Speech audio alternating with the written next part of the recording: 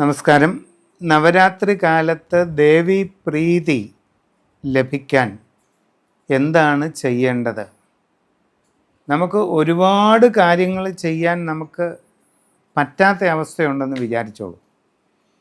ദേവി പ്രീതി നമുക്ക് കിട്ടണമെന്ന് ആഗ്രഹവുമുണ്ട്. നമ്മൾ എന്താണ് ചെയ്യേണ്ടത്? അതിൻ്റെ ലഘുവായിട്ടുള്ള ഒരു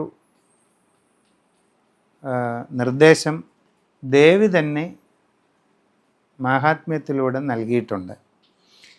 തസ്മാൻ മമൈതൻ മാഹാത്മ്യം പഠിതവ്യം സമാഹിതൈ ശ്രോതവ്യം ച സദാ ഭക്തിയ പരം സ്വസ്ത്യയനം മഹത് എന്നതാണ്. എന്താണ് അതിൻ്റെ അർത്ഥം?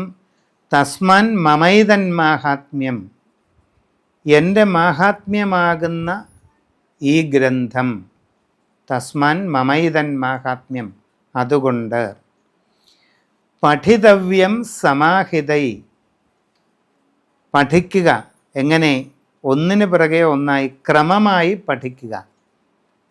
എൻ്റെ മാഹാത്മ്യമാകുന്ന ഈ മഹാഗ്രന്ഥം നിങ്ങൾ ഒന്നിനു പുറകെ ഒന്നായി അധ്യായക്രമത്തിൽ നന്നായി പഠിക്കുക എന്ന് പറഞ്ഞാൽ അർത്ഥഗ്രഹണത്തോടുകൂടി വായിക്കുക എന്നർത്ഥം.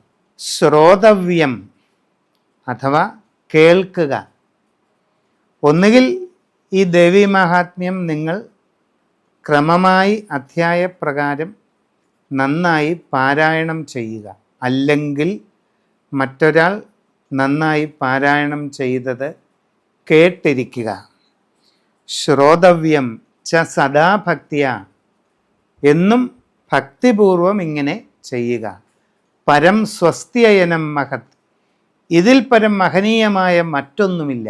ദേവീ മാഹാത്മ്യ പാരായണം, അത് കേൾക്കുക എന്നിങ്ങനെയുള്ള ഈ ക്രിയ അല്ലാതെ ഈ ശരത്കാല നവരാത്രിയിൽ ഇതിലും മഹത്തായിട്ട് മറ്റൊന്നുമില്ല. ഇത് നിങ്ങൾ ചെയ്യുക. ഇതുകൊണ്ട് മാത്രം ദേവിയുടെ പൂർണ്ണമായ അനുഗ്രഹം നിങ്ങൾക്ക് കൈവരും, നിങ്ങളുടെ പ്രാർത്ഥനകൾ സഫലമാകും എന്നാണ് ഇവിടെ പറയാനുള്ളത്. ഭക്തിപൂർവം ചെയ്യണം. അത് നിങ്ങൾ സ്വയം ആർജിക്കുക, അല്ലാതെ മറ്റൊരു വഴിയുമില്ല. അങ്ങേയറ്റത്തെ ഭക്തിയോടുകൂടി ചെയ്യുക. നമസ്കാരം.